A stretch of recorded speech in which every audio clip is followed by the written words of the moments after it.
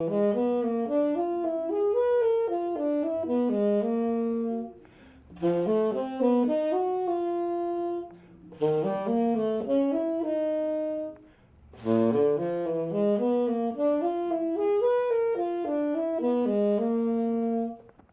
heard that?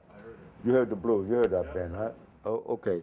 Now, that that the second closest thing to this one, the scale.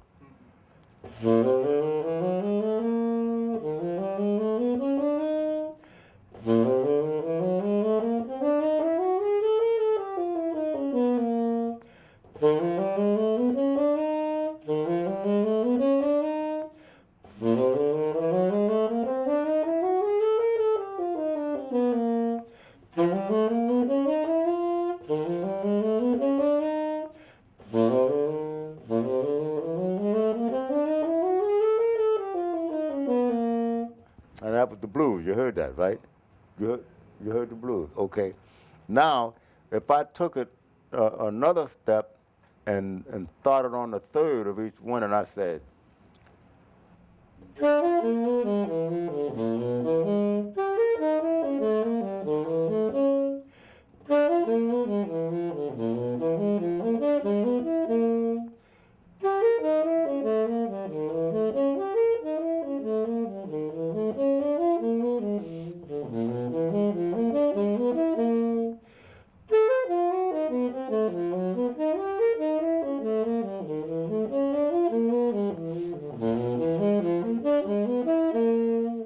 like, first of all, the augmented there are three triads for the augmented. You know, like, you know. But the thing is when you were saying make a line or something, no matter what it is, like you can no matter what it is, like you have to be able to play the same thing off any note. And the way, like, I'm always messing up because I will go and try to play something, even like if I say, yeah.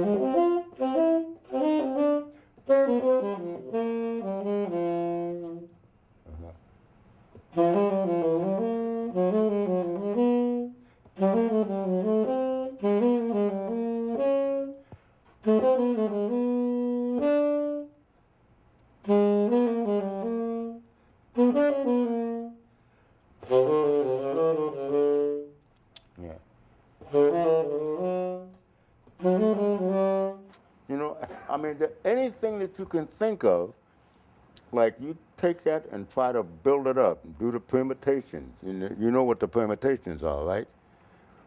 You know what a permutation, like, there's a book that Dr. David Baker has, and it's called New Concepts in Jazz Improvisation. And like if I say, I think you can do that 24 different ways with the permutation, you know. Nicole Slonimsky, how many of you have ever heard of his book, Nicole Slonimsky? He said, I mean, he wrote in the book that in order to exhaust the possibilities of a chromatic scale, you would have to live 2,000 years, you know. Yeah, so the thing is, and every time you learn something, when you learn something, show it to your friend. Because when you show it to your friend, he's going to come up with something, he or she is going to come up with something different, and he or she will show that to you, and whatever you have, like you augment your own, music arsenal, you know, so we call it. So like if I, like,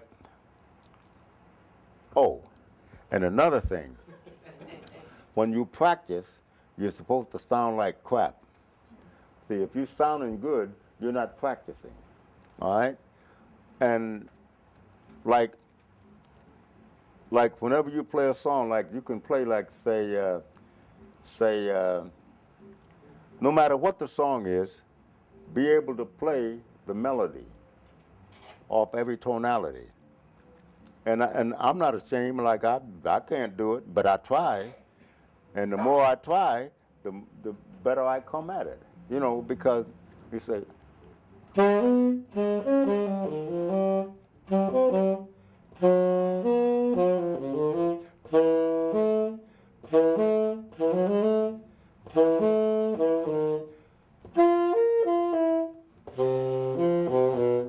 you know, ba-da-da-da, and do it slow because stuff happens. Like if I say like,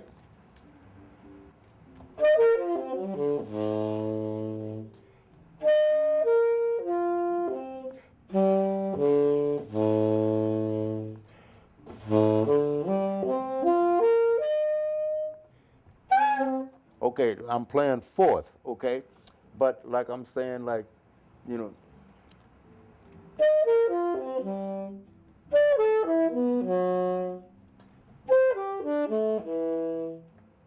like.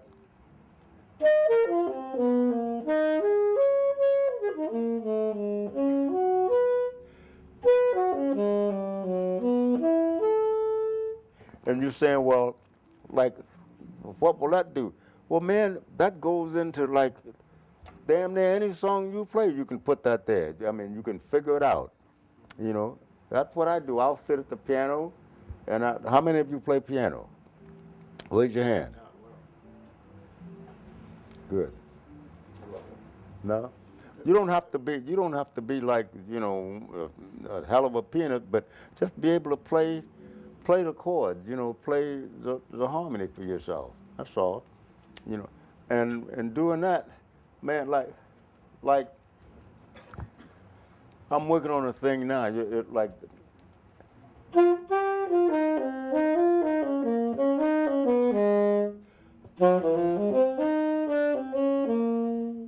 Okay, so it's.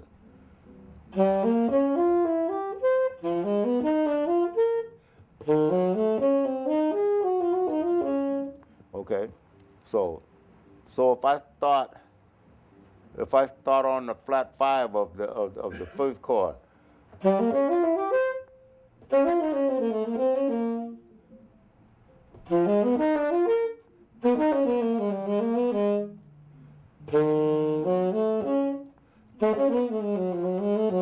I'm starting on the flat 5, you know.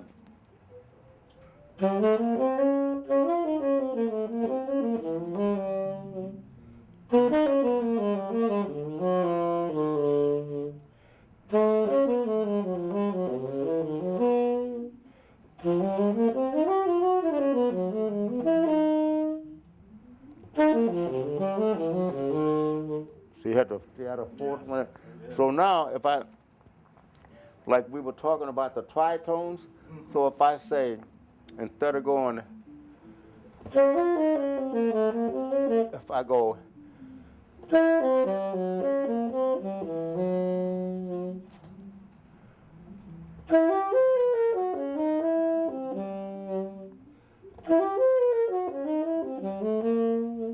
and the next one was,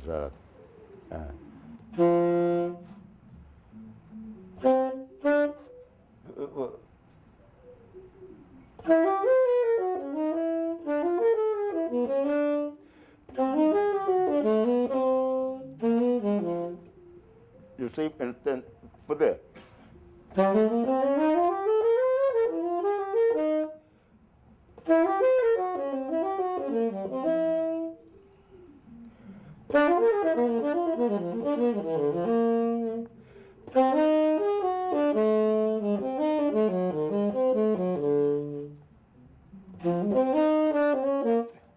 You see what I'm driving at? Rather than just going, and then, you remember this one? You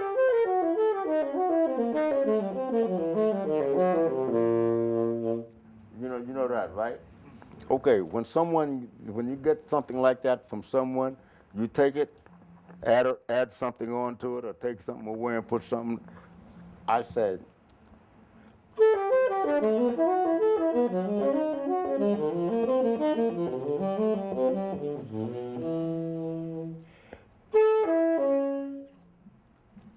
you know what that is, right? You know what that is. Huh? Pardon me? No. That's the diminished. That's the diminished. Yeah, no, yeah.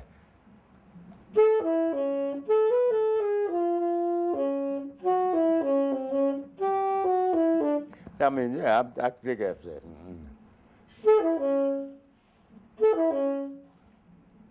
Yeah. Okay, I got it. I remember that. So, no matter, every one of you, whatever it is you play a triad a half step below the note and a triad a half step above the note. So, like, if I go with, say, okay, at the C, I'll say, with the note half step below it, I'll say,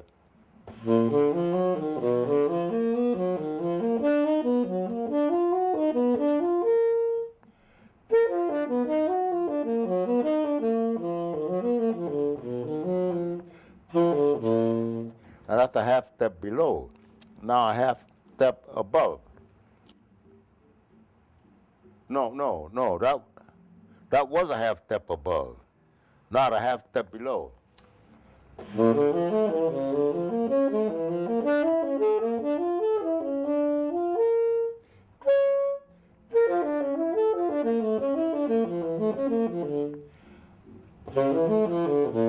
But you see, just playing it like that, you just get a bunch of sound and you really don't get anything. So you say like,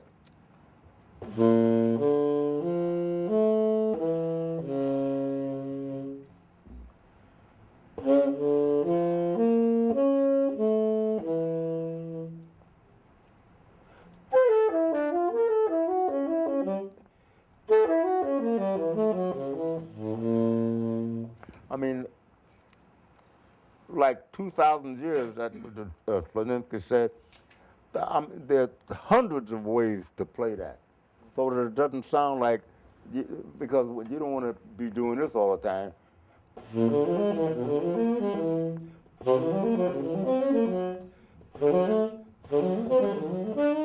You know what I mean? Yeah. But here's a good thing to play so that, you just get your fingers to moving and that.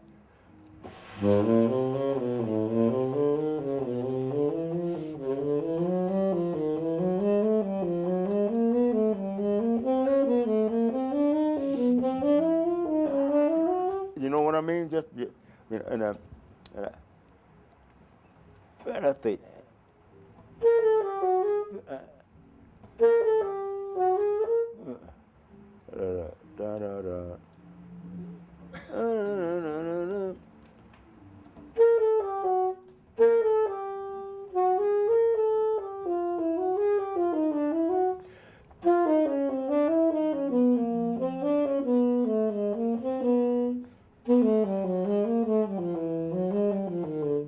You see that, and no matter what it is you play ascending, play it descending.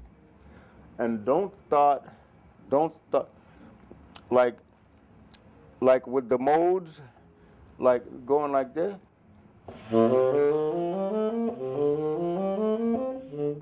Make all of those majors. So you say,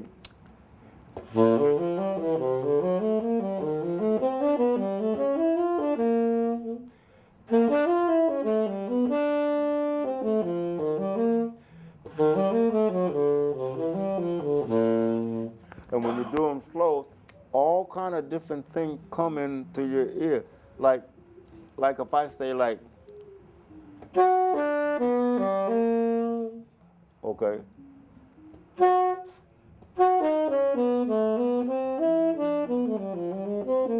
Okay.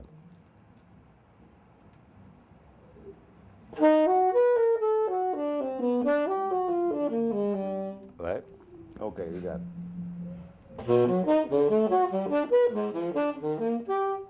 You know what I mean? You know that.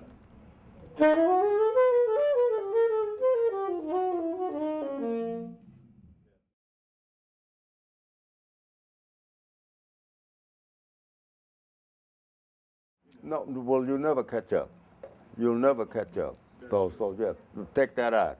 What it is, and it doesn't make any difference if you practice 50 hours Well, there are only 24 hours a day.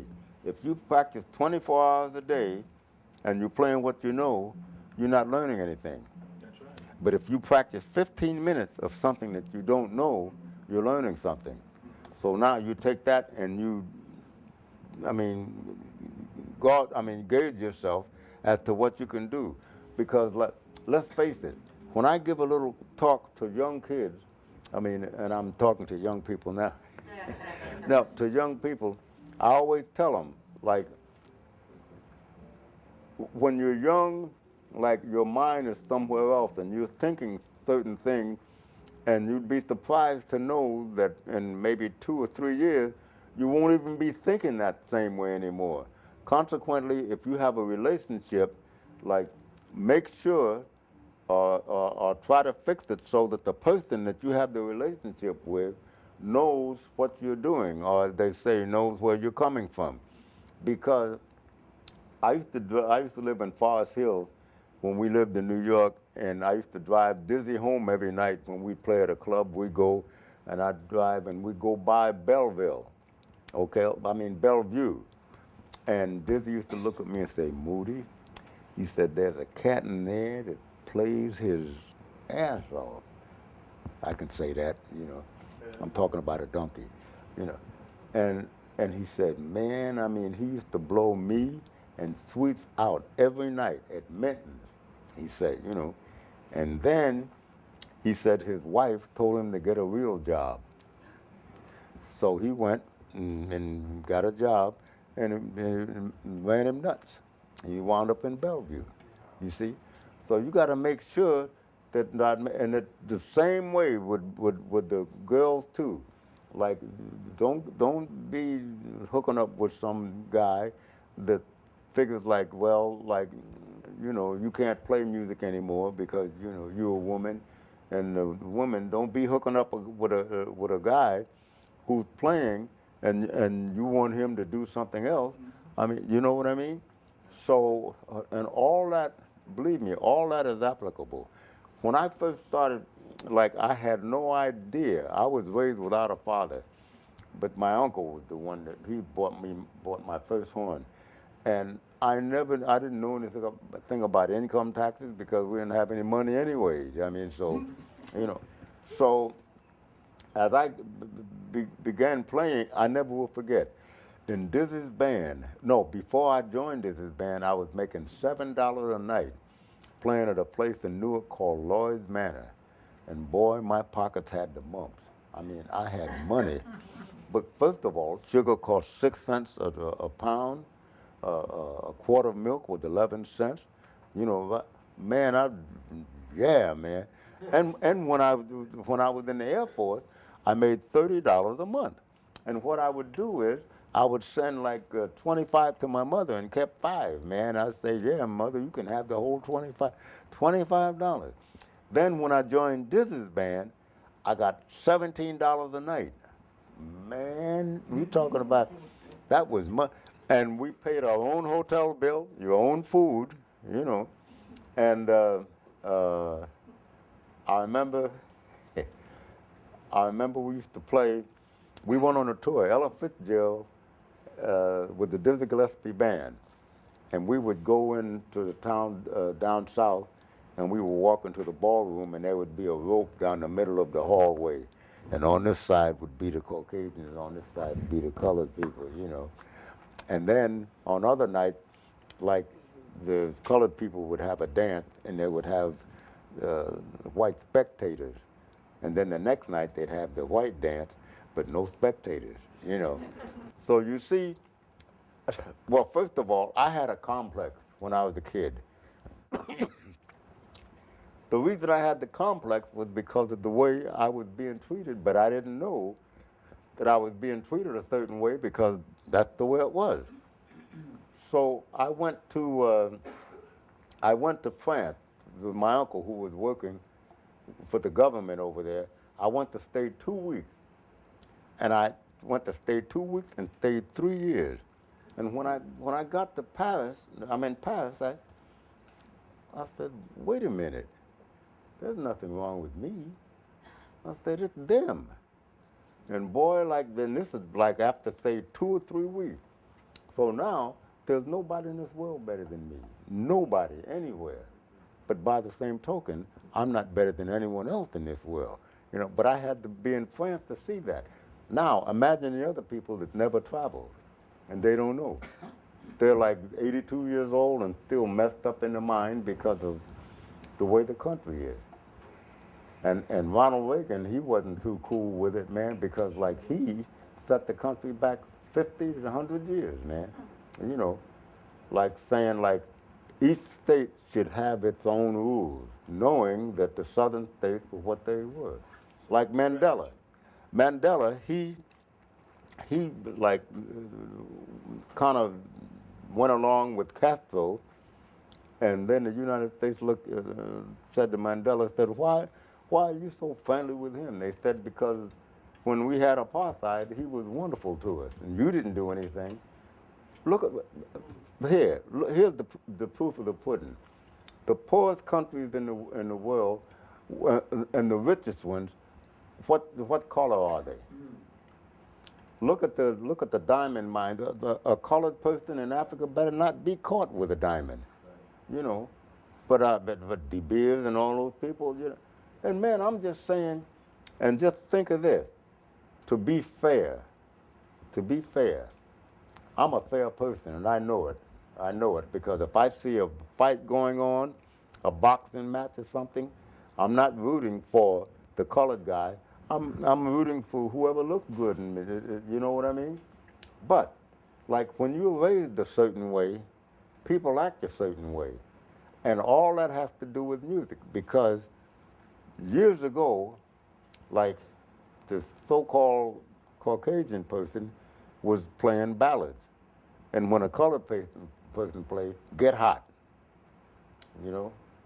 So like the country has a long way to go, because in the first place, people don't love themselves.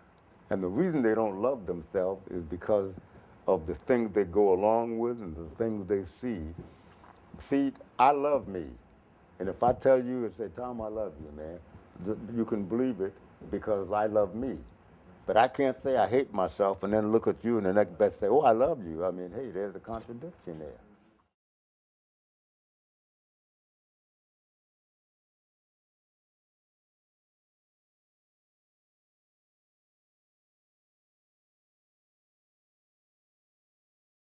What happens is everybody doesn't practice the same way, and everybody doesn't practice the same amount of time. Like I said before, some people practice, and what they practice, they know it, but they're not learning anything. Other people, they practice, and they're practicing things they don't know, and they're doing it like over and over, like for hours, okay? So when you say a plateau, what happens is, like no matter who it is, like I'm at this level. And if I just keep playing, I'm just going to stay at this level, you see? So if I practice something that I don't know, then I'll raise up a little bit and I'll be okay, Okay. And then, but you don't go anywhere because you think, well, I'm here. And somebody said, no, man, I don't care where it is. There's always somebody that can do whatever it is you can do. There are many people that can do it better. Some people are born that way, and some people are just fortunate that way. Some people got to get up and go, and some people don't need as much sleep. So a whole lot of stuff has to do with practicing. The younger you are, if you want to play, the more you can practice. When you get older, man, like, boy, sometimes I want to practice, man, and I'm so sleepy I can't. So I say, I'll take a little nap. And I lay down, take a nap, 8 hours the next day. You know what I mean? See? So my goal in life is to be able to play better tomorrow than I did today. And the reason for that is because don't be in competition with anyone, because believe me, you'll be disappointed. I don't care where it is, people can do stuff you do and better. So, and what I do is, when I hear that, you know what I do? It doesn't discourage me. I go home and and then practice, But a good thing to do is when you hear someone you like, copy them. I mean, try to, like, who is this?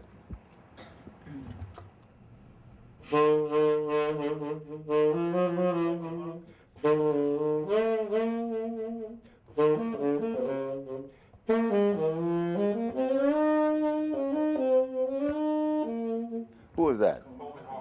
Yeah, good. Who's this?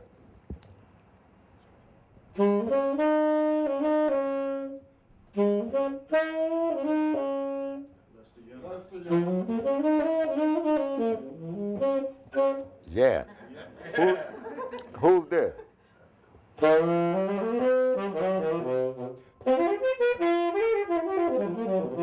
Don Byers? Yeah, he's a big. Who's this?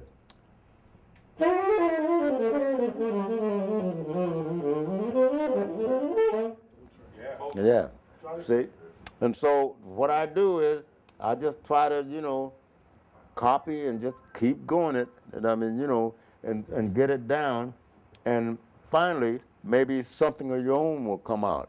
But I don't care who it is. When people say you don't copy, listen, we were born copying, because no matter what it is, like, that's how we got it, listening to somebody else.